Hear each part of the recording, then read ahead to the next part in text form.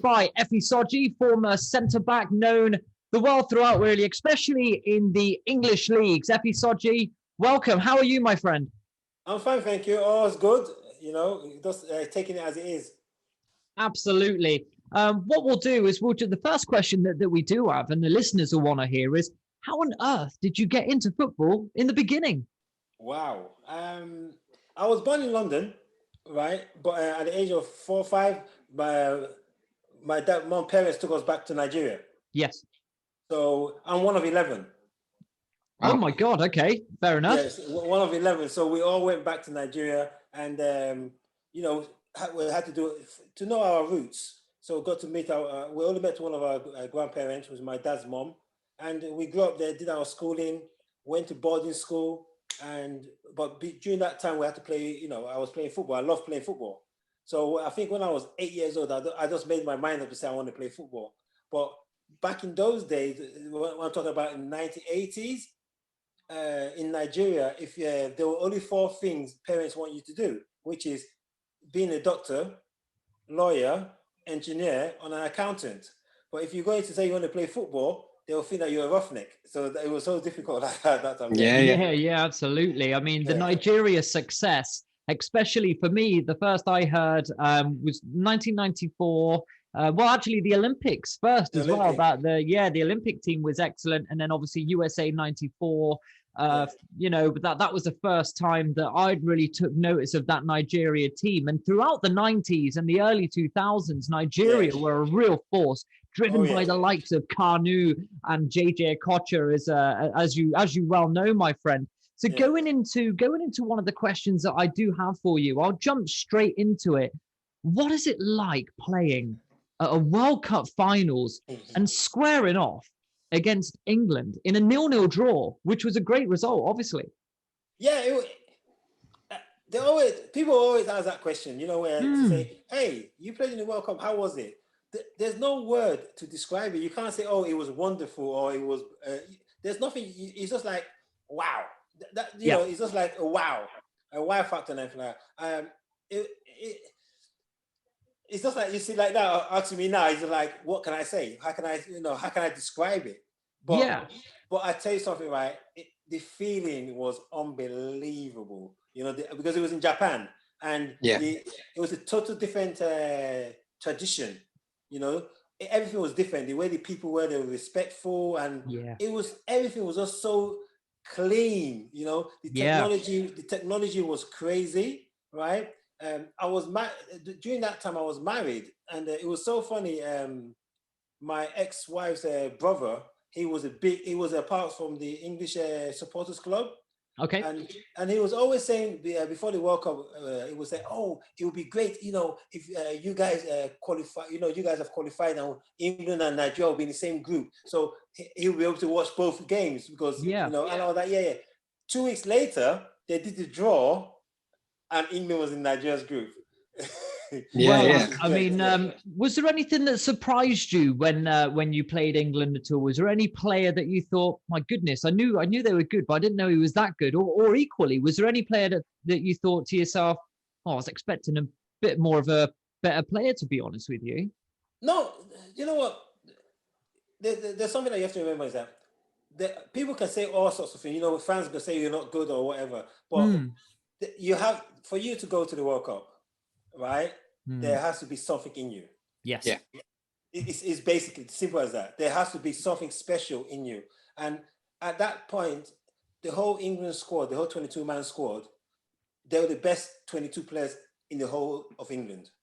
So it's the same thing in Nigeria. So that period, the best 22 in Nigeria was us, right? And but there were names like Heskey and Owens and Paul Scholes, Trevor Sinclair.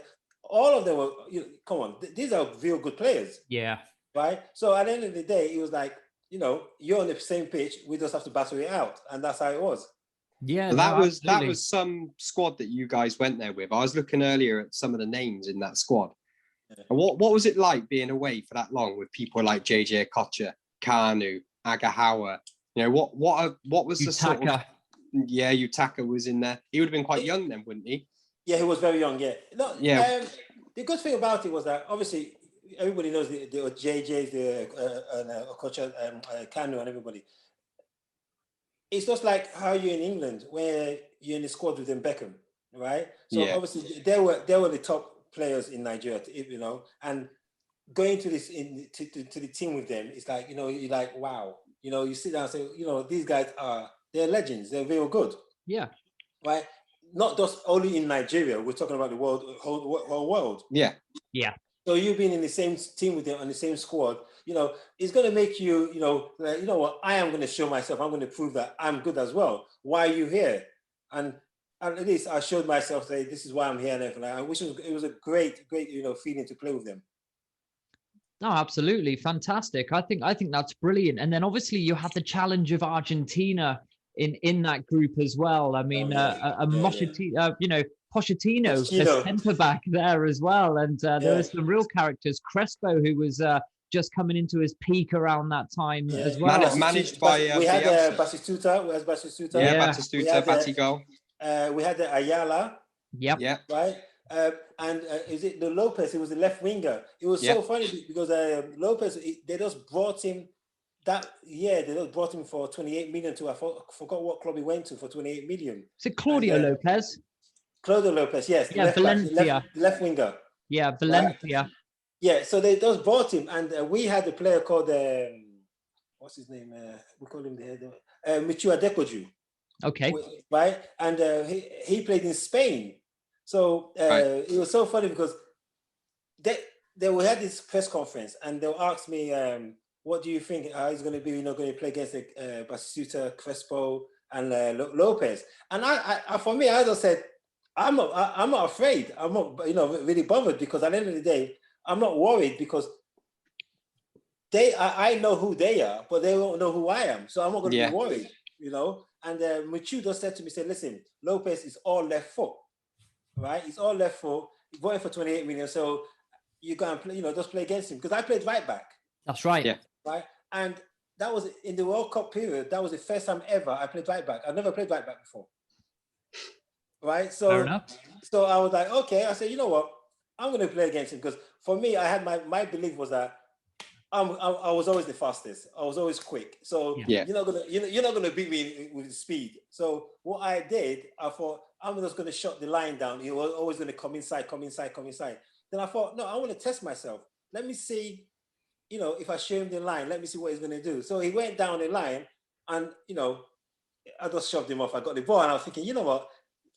You got him. Easy. Yeah, that was it. Yeah. So I never panicked. So at the time, you would have been playing for Crewe, is that right? Yeah. So you must be the only player ever to go to a World Cup whilst being a Crewe Alexandra player. Yeah, first and only, probably never happen again. Realistically, will it? I think it's brilliant.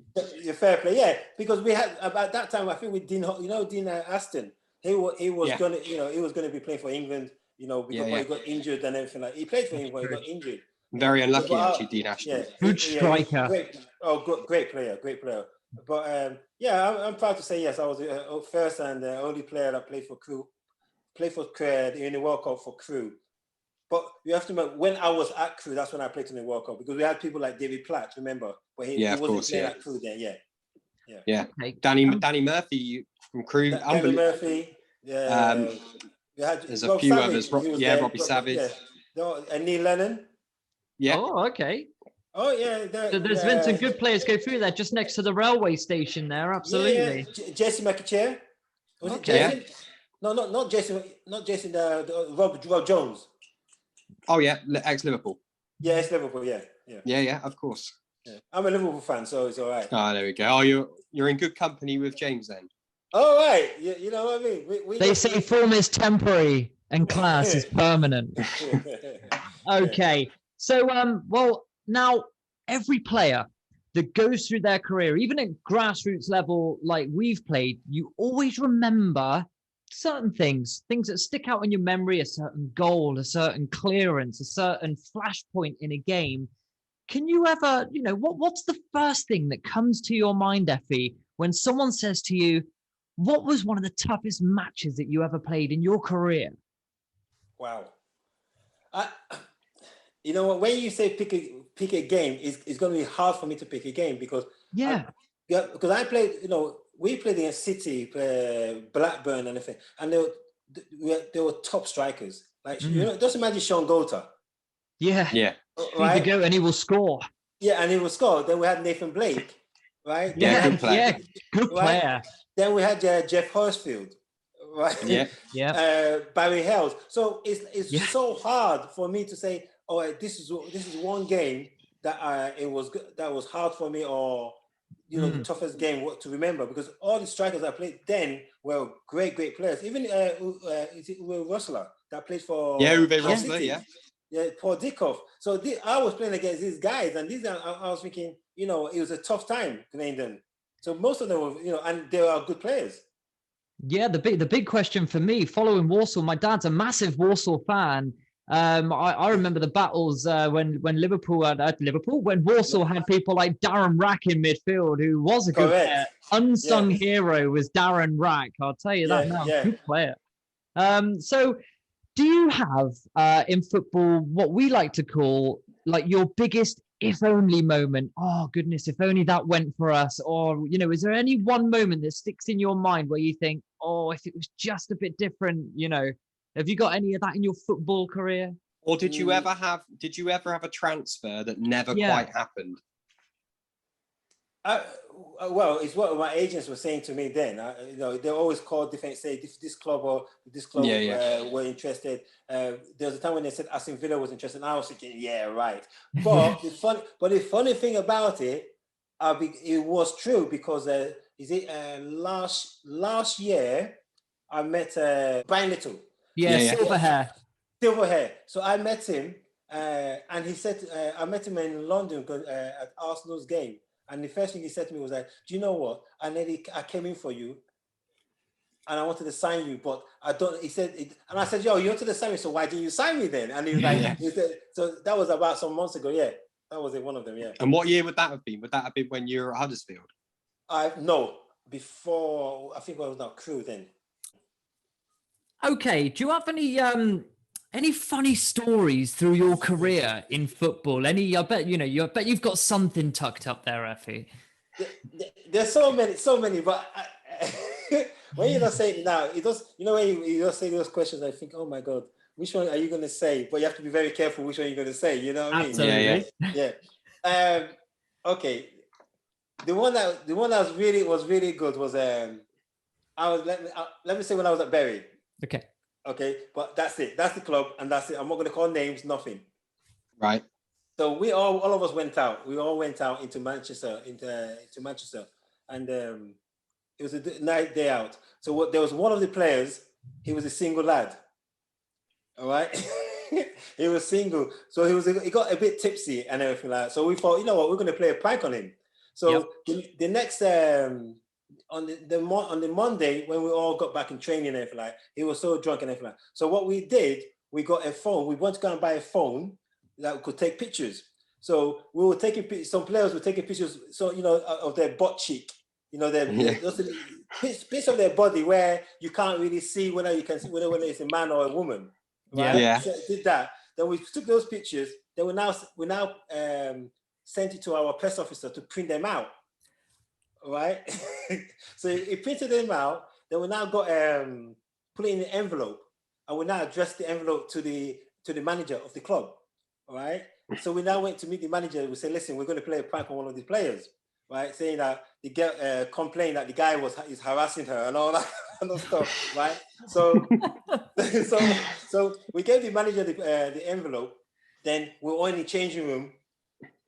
But before the manager came in, we were sending messages to the player with an unknown number to say, "Oh, can you remember me from last night, or from Saturday, and all that?" So the boy was like really whining, "Yeah, I do remember you," and all that kind of stuff, right? so it was good. The next minute, the girl was like, then we sent a text to say, "Oh, you tried to kiss me and you forced yourself on me," and the guy was like, oh, his face was red and everything like that.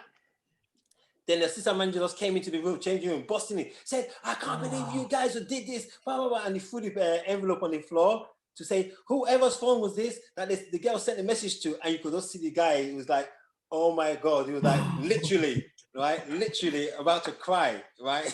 So we now said, who was it? Who was it? I was said, oh my God, it was you. And the boy he started crying. Yeah, He yeah. panicked, thinking, because we said, the manager said, oh, that's it. We're going to sack you and all that kind of stuff. Then we left it. I think we allowed it to go on for 2 days. Oh my God. We allowed it to go on for 2 days. I think he's on the phone to his lawyer maybe at one point. Oh no, the best one was we got on the phone. We started texting him and say, oh, meet us at so place. The girl said, meet me at so place if you want to sort the problem out. So we set an address to where he has to meet us. He drove all the way there, came back. Oh, wow. Then later on, we now, let him get off it. Oh, wow. Yeah.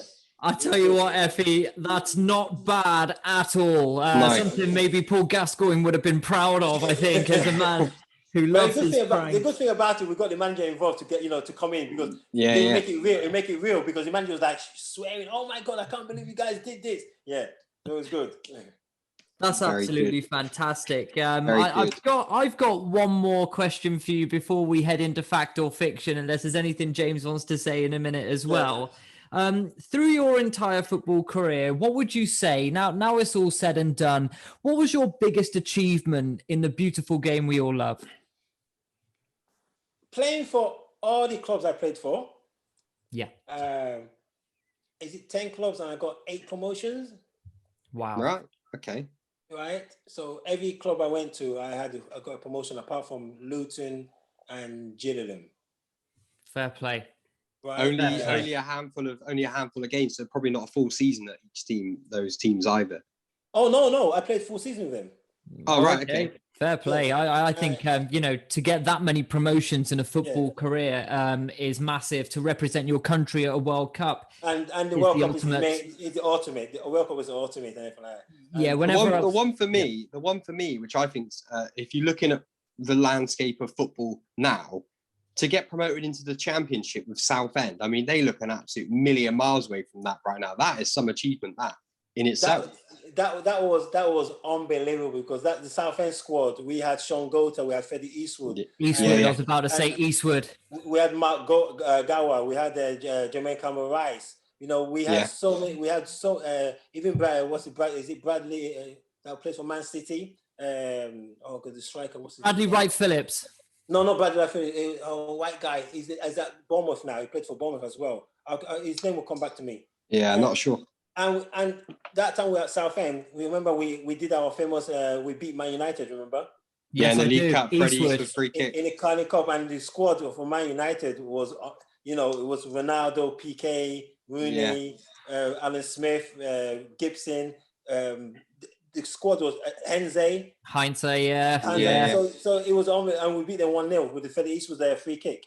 Yeah, I remember it. I think the crowd, when Eastwood scored, at that time, Eastwood was a very coveted player, a player that he ended up with the Wolves in the end, didn't he?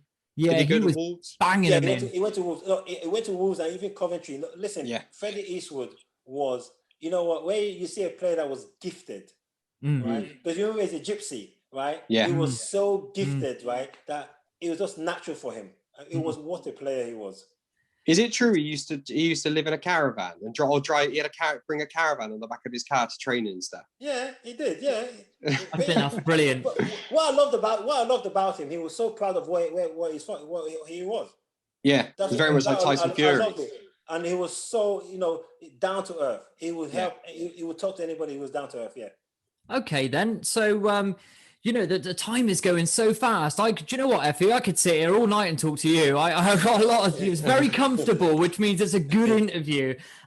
We've got a game now where we play. It's called Fact or Fiction, where James will ask 5 questions, and then myself and you will get the opportunity to say whether it's fact or fiction. We've played a lot of people at this game, and usually James plays the guest, but at the moment he's on a massive losing streak. So I'm going to step in and I'm going to try and take on Efe Sodje at fact or fiction. Even though you got the answers already, it's okay. Come on.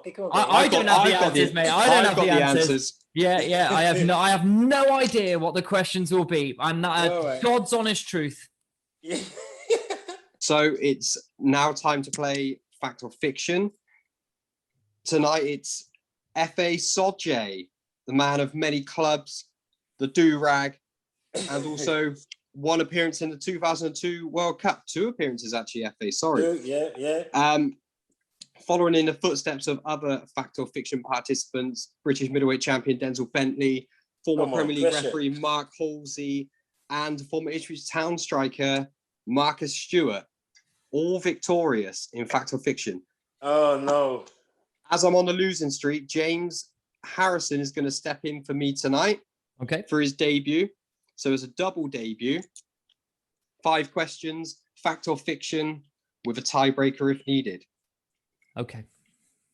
Efe Sodje, are you ready? Go on. James Harrison, are you ready? I'm ready. Question 1. I'm going to come to you first, Efe. Nigeria are the highest ranked African nation by FIFA in the FIFA World Rankings. Is that fact or fiction? Fiction now. Fiction?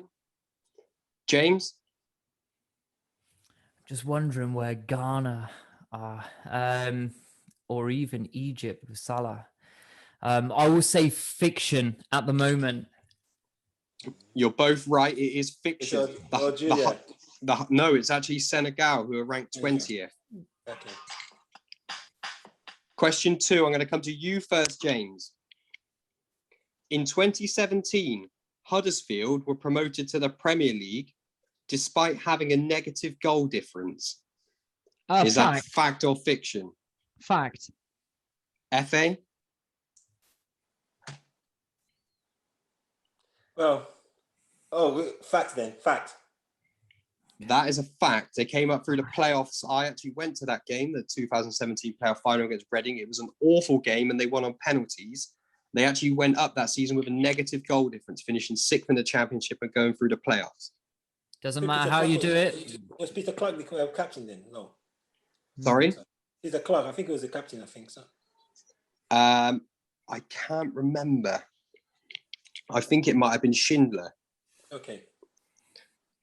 Question 3. Efe, this is for you first. Appropriate for you. Efe, you have 3 or 4 brothers, is it, who also play professionally? Yeah. In the 2010 Honduras World Cup squad in South Africa, the Honduras squad included 3 brothers from the same family. Is that fact or fiction? Fiction. And James? I'm going to go fiction on that. It is actually a fact. Oh. Whoa. Former Tottenham, Stoke City and Wigan midfielder Wilson Palacios was in the squad. Oh. Alongside his 2 brothers, Jerry and Johnny. So the 3 Palacios brothers were all in the 2010 Honduras World Cup squad. Yeah, I can believe that. That is a fact. It's 2-2. We've got 2 questions left, plus a potential tiebreak question. James, I'm coming to you first. Okay. Nigerian legend Kanu played professional football until the age of 40. Fact or fiction? Well, I know he played late. It felt like he was 40 for about 400 years. Good player. Great goal for Arsenal away at Chelsea at Stamford Bridge, if I remember. Good player. Very good player. Very good player. And Portsmouth and West Brom. I'm going to say that's fiction. Efe? It's fiction because he retired before 40. That is fiction. So it's another point for you both. Just on Kanu, great find by Wenger, by the way. What a player. I know. Listen. That's it. That's why they called him King Kanu. Kanu, yeah. Yeah, I would agree with you. What's he like as a guy, Efe? Oh, he's shy. Really? Yeah, he's a shy lad. Very nice, quiet, calm guy. Yeah. Funny enough, I texted him 4 days ago. Yeah, really? Class player. Yeah, he's a good lad. Imagine him and Bergkamp up front together for Arsenal. I know, it was crazy. They could do with those 2 now. Yeah, absolutely. This could potentially be the clincher then. Question number 5. Efe, coming to you first. Bruce Grobbelaar, legendary Liverpool goalkeeper, as you will know as a Liverpool fan, played internationally for 3 different nations. Fact or fiction? Fact. James? Was he Zimbabwe or South African? Do you know what? It sounds like one that you'll pull out. I'll go fact. That is a fact. So you're both right. I was close to going fiction right there. Very close. So Bruce Grobbelaar... I played a charity game with him about a year ago. Really? Is he still fit? Oh, yeah, he's still fit. He's funny, man.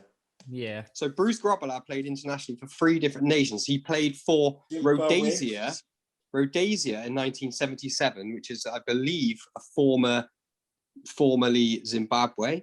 Yeah. Okay. I'm not 100% sure. He then played for Zimbabwe between 1980 and 1997 before coming out of retirement in 2018 and representing Matabeleland, which is a western province of Zimbabwe, which he did make one appearance for. Matabeleland is not officially recognized by FIFA. However, they did compete in the CONIFA World Cup, which is an umbrella association for countries not recognized by FIFA. Oh, so Bruce Grobbelaar played for 3 different international countries. So you're both right. That's it. So that's a draw then. We have a tiebreaker. Oh, okay. Definitely I can't win. I can't lose, can I? Come on. So, James needs to win more than you, Efe. I can tell you that now. So for a tiebreaker, James, I'm coming to you first. Okay. Algeria hold the record for most African Cup of Nations titles with 7. Fiction. Efe? What did he say? The fiction?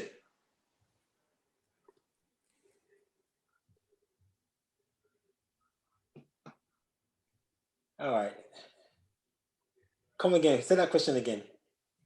Algeria hold the record for the most African Cup of Nations titles with 7. They are the current holders. Fiction. Correct. It is fiction. So we have a 5-all draw. Is it a draw? Finish the draw. We're going to finish it as a draw because I've run out of questions. The answer is actually Egypt. Egypt hold the record with Egypt, 7. yes, Egypt. It's 7. They hold the record. Then Cameroon, then Nigeria, something like that. Okay. I take your word for it because I don't know. So it is a first for us. It is a fact or fiction draw. FA, that means one day you're going to have to come back on and play him again. And we'd be glad to have you back. Okay. So there we go.